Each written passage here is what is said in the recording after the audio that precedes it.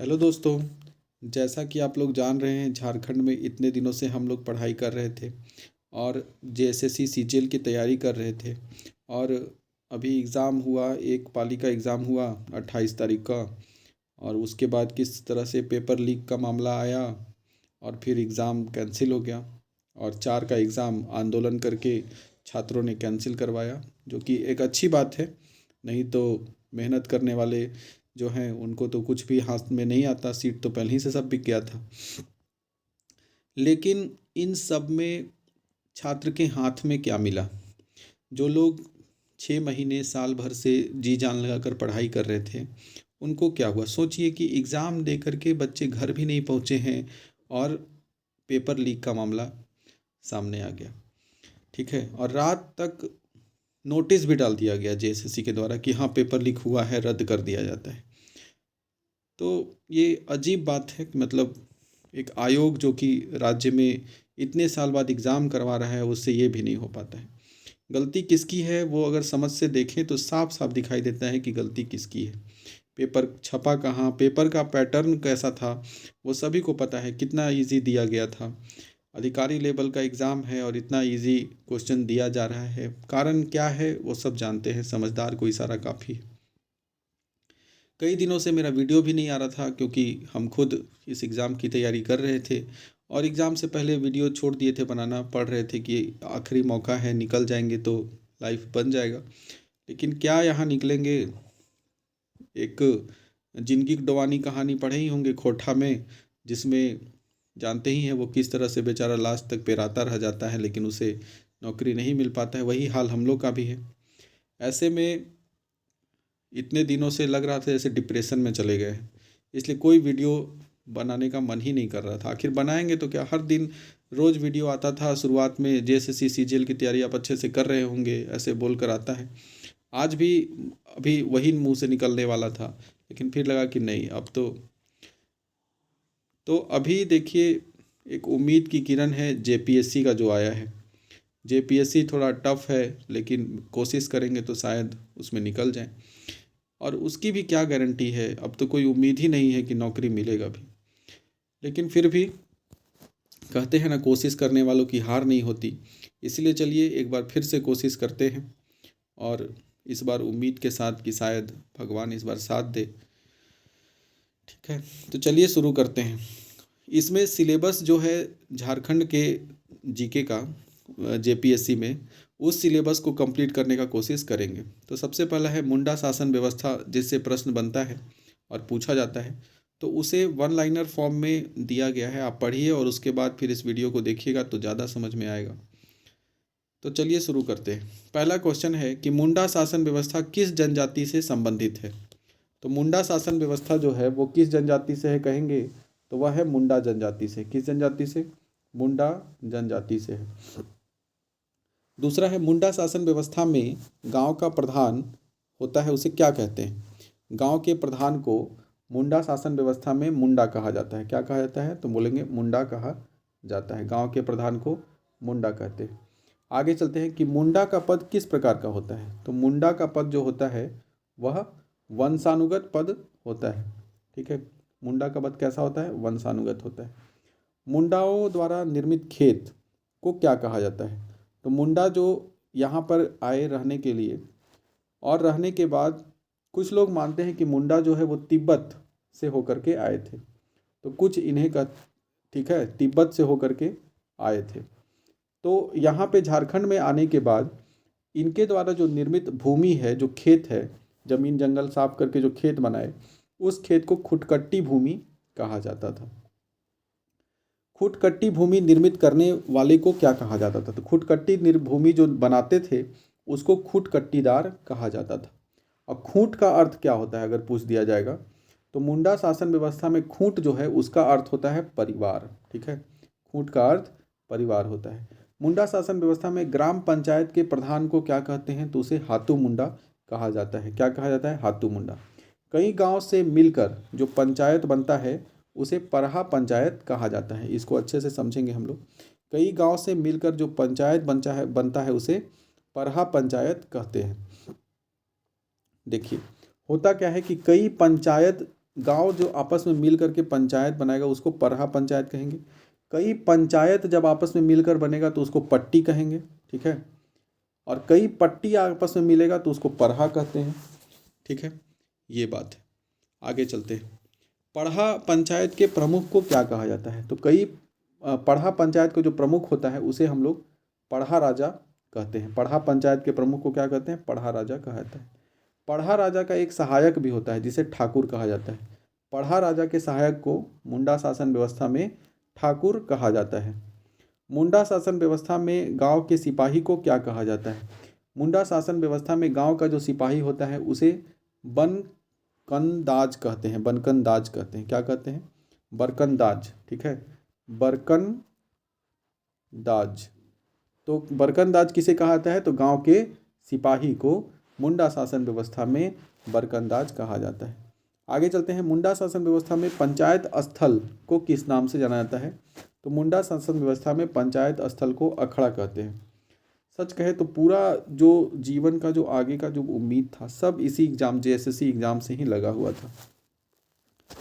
और जब ये एग्ज़ाम कैंसिल हो गया, रद्द हो गया, तो खुशी का बात है कि अगर सेटिंग हुआ है, सेटिंग वेटिंग तो रद्द होना स्वाभाविक है, अच्छी बात है। लेकिन वो अलग का मुद्दा है। लेकिन आखिर हम लोग को मिला क्या? कुछ नहीं मिला। आज कल भी बेरोजगार थे, आज भी बेरोजगार है। मन अफसोस होता है, ठीक है। मेहनत करने वाला तो सब चला गया। हम सोचिए कि यूट्यूब का चैनल ही बनाए थे उसी की तैयारी करने के लिए। ग्रुप कोई अच्छा मिल नहीं रहा था, सभी लोग एक दो दिन पढ़ के चल जाते थे। तो सिलेबस कंप्लीट करने के लिए ही वो चैनल बनाए थे कि सिलेबस कंप्लीट हो जाएगा, अपना भी पढ़ेंगे और लोग का भी पढ़ा हो जाएगा। लेकिन सब बर्बाद हो गया। अब फिर कब एग्ज़ाम होगा कोई कुछ जान रहा है? कोई नहीं जानता है। 7 साल के बाद तो 6 साल के बाद तो एग्ज़ाम हो रहा था झारखंड में। 2018 17 18 के बाद तो अभी एग्ज़ाम हुआ है। और जेएसएससी का एग्ज़ाम तो 2016 के बाद हुआ है। 8 साल के बाद जेएसएससी सीजीएल का एग्ज़ाम हुआ है। तो अब फिर कब होगा वो कौन ठिकाना है। मुंडा शासन व्यवस्था में पंचायत स्थल को किस नाम से जानते हैं? तो मुंडा शासन व्यवस्था में पंचायत स्थल को किस नाम से जाना जाता है? तो उसे हम लोग पंचायत स्थल जो होता है उसको अखड़ा कहते हैं, ठीक है। पढ़ा पंचायत के प्रधान को क्या कहते हैं? पढ़ा पंचायत जो होता है उसका प्रधान को हम लोग मानकी कहा जाता है। हम लोग मानकी कहते हैं, ठीक है। मुंडा शासन व्यवस्था में पढ़ा पंचायत के प्रधान को मानकी कहते हैं। मुंडा गांव का धार्मिक प्रधान क्या कहलाता है? तो जो धार्मिक प्रधान होता है उसको पाहन कहते हैं, ठीक है। और गांव में जैसे भूत प्रेत हो गया या कोई प्रकोप हो गया, उससे बचने के लिए पूजा पाठ और बलि चढ़ाया जाता है। और ये कौन करता है बलि चढ़ाने का काम? तो ये पाहन करता है, ठीक है। और पाहन को लगान मुक्त भूमि प्रदान की जाती है और इस काम को करने के लिए उसको एक भूमि दिया जाता है। और भूमि भी कैसा होता है? तो लगान मुक्त, लगान नहीं देना है उसको उस भूमि के लिए। और इसके लिए इस भूमि को क्या कहा जाता है? जो लगान मुक्त भूमि होता है उसको क्या कहते हैं? तो डाली कटारी कहते हैं। लगान मुक्त भूमि को डाली कटारी कहा जाता है। और ये किसको मिलता है? तो पाहन को मिलता है। क्यों मिलता है? ताकि वो पूजा पाठ करता है, बलि चढ़ाता है, इसीलिए उसको दिया जाता है डाली कटारी। मुंडा शासन व्यवस्था में गांव का संदेशवाहक कौन होता है? तो संदेशवाहक जो होता है वो होता है महतो। कौन होता है? महतो। तो मुंडा शासन व्यवस्था में संदेशवाहक महतो होता है। मुंडा शासन व्यवस्था को अन्य किस नाम से जानते हैं? तो देखिए मुंडा शासन व्यवस्था जो है वो अन्य किस नाम से नहीं बोलेंगे, लेकिन मुंडा शासन व्यवस्था जो है वो पढ़ा पंचायत शासन व्यवस्था से ही मिलता जुलता है, ठीक है। तो इसीलिए मुंडा शासन व्यवस्था को पढ़ा शासन व्यवस्था, पढ़ा पंचायत शासन व्यवस्था भी कहा जा सकता है। मुंडा शासन व्यवस्था किस समूह के अंतर्गत मानी जाती है? तो मुंडा शासन व्यवस्था जो है कोलेरियन समूह की जनजाति मानी जाती है। मुंडा जो है वो किस जनजाति की है? तो कोलेरियन समूह की जनजाति है। मुंडा जो है वो किस प्रजाति, मुंडा शासन व्यवस्था नहीं, मुंडा सिर्फ मुंडा, मुंडा की प्रजाति क्या है? वो किस प्रजाति में रखा गया है? तो बोलेंगे प्रोटो ऑस्ट्रेलॉइड प्रजाति है। प्रोटो ऑस्ट्रेलॉइड प्रजाति में आती है, ठीक है। जातीय प्रजाति समूह से किस में है? प्रोटे ऑस्ट्रेलॉइड से। और किस समूह में है मुंडा? तो कोलेरियन समूह का है, ठीक है। मुंडा शासन व्यवस्था में की भाषा मुंडारी है। मुंडा की भाषा क्या है? मुंडारी, ठीक है। और ये मुंडारी किस समूह की भाषा है? तो बोलेंगे ऑस्ट्रो एशियाटिक समूह का है। मुंडारी जो है वो ऑस्ट्रो एशियाटिक समूह में आता है। और मुंडारी जो है इसकी भाषा, मुंडा की भाषा तो मुंडारी है, लेकिन मुंडा जनजाति मुंडारी भाषा को किस नाम से जानते हैं, किस नाम से पुकारते हैं? तो मुंडारी इन लोग कहते हैं, मुंडा जो है वो इन लोग को क्या बोलते हैं, होड़ो जगर कहता है। मुंडारी भाषा को मुंडा में होड़ो जगर के नाम से जाना जाता है और ये ऑस्ट्रो एशियाटिक भाषा परिवार से संबंधित है। मुंडा में जहाँ ग्राम देवता निवास करते हैं, ग्राम देवता जहाँ रहते हैं उसको सरना कहा जाता है। तो ग्राम देवता के निवास स्थान को सरना कहते हैं। पंचायत स्थल को किस नाम से जानता है, तो पंचायत स्थल को अखड़ा के नाम से जानता है। ठीक है। सब समाधि स्थल मतलब जहाँ दफनाने का काम होता है वो शासन कहलाता है। समाधि स्थल को क्या कहते हैं, शासन। और जहाँ शासन रहता है वहाँ समाधि स्थल के पास क्या करते हैं, ऐसे ऐसे ऐसे ऐसे ईंट लगा दिया जाता है, पत्थर रखा जाता है। तो पत्थर के जो सील रखे जाते हैं उन्हें क्या कहते हैं, उसे शासनदारी कहते हैं। पत्थर के सील जो रखे जाते हैं उसे शासनदारी कहा जाता है। ठीक है। मुंडाओं के युवा गृह को क्या कहा जाता है, मुंडाओं में युवा गृह को गितियोड़ा कहा जाता है। युवा गृह को क्या कहते हैं, गितियोड़ा।